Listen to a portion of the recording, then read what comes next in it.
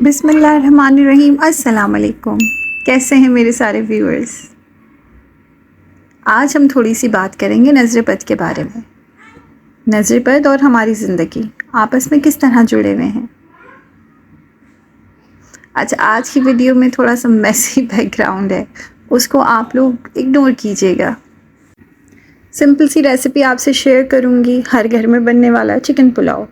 میں نے بس یہاں پہ پیاز کو گولڈن براؤن کیا ہے، چکن، ٹماٹر، آلو، ہری مرچ یہ سب ڈال کے تمام بیسک مسالے ڈالے ہیں۔ مسالوں میں نمک، لال مرچ، دھنیا پاؤڈر، زیرہ پاؤڈر، ہلدی اور میں نے ڈالا ہے چائنیز سالٹ۔ آپ کے لیے آپشنل ہے، آپ ڈالیں یا نہ ڈالیں۔ پھر جب چکن اور آلو اچھی طرح گل جائیں تو اس میں چاولوں کے حساب سے پانی ڈال کر اس پانی کو سکھا لیں اور چاولوں کو دم دے دیں، ہرا دھنیا ڈال لیں اور نوش فرمائیں۔ نظر بد بالکل برحق ہے۔ ہمارے نبی صلی اللہ علیہ وآلہ وسلم پر بھی نظر بد نے اپنا اثر کیا تھا، اور حضرت جبرائیل علیہ السلام نے ان پر دم کیا جس سے ان کو شفا ہوئی، اور اس کے بعد نازل ہوئیں سورہ ناس اور سورہ فلق۔ حضرت علی سے کسی نے پوچھا کہ اگر کسی کو نظر لگے تو کیسے پتہ چلے گا؟ تو انہوں نے جواب میں فرمایا کہ جب کسی کی طرف دیکھو اور اس کا رنگ زرد پڑ جائے تو اس کا مطلب اس کو نظر لگی ہے۔ نظر لگنے کی بے تحاشا نشانیاں ہیں، جس میں چکر آنا، کانپنا، آنکھوں کے نیچے ہلکے پڑ جانا، سست پڑ جانا، کانوں سے گرمائش کا نکلنا، بار بار جمائی آنا، دل بے چین رہنا، نماز سے دور رہنا، رشتہ داروں سے نفرت محسوس کرنا، کپڑے پھٹ جانا، شوہر یا بیوی میں نفرت ہو جانا، اور اس کے ساتھ ساتھ جوڑوں کا درد اور بہت ساری علامت۔ سب سے بڑی، آپ بنا کسی وجہ کے انزائٹی یا ڈپریشن جیسی چیز میں چلے جائیں۔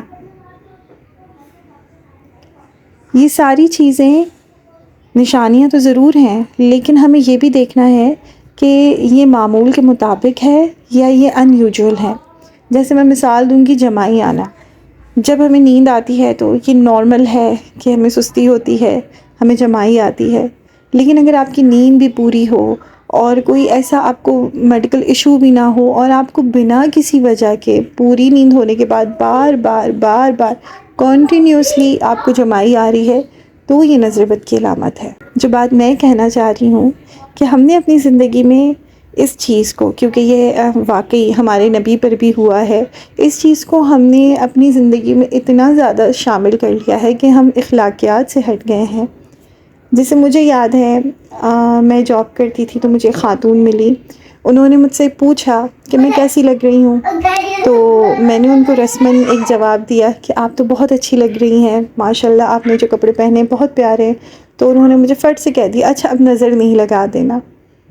ٹھیک ہے، وہ بات مذاق میں ٹل گئی۔ آپ کو بتانے کا مقصد ہے کہ ہم نے اپنے روزمرہ کی زندگی میں ان جملوں کو اس طرح سے استعمال کیا ہے کہ سامنے والے کی دل آزاری ہوتی ہے۔ جس دین نے ہمیں یہ بتایا ہے کہ نظر برحق ہے، اسی دین نے ہمیں اخلاقیات کا بھی تو بتایا ہے۔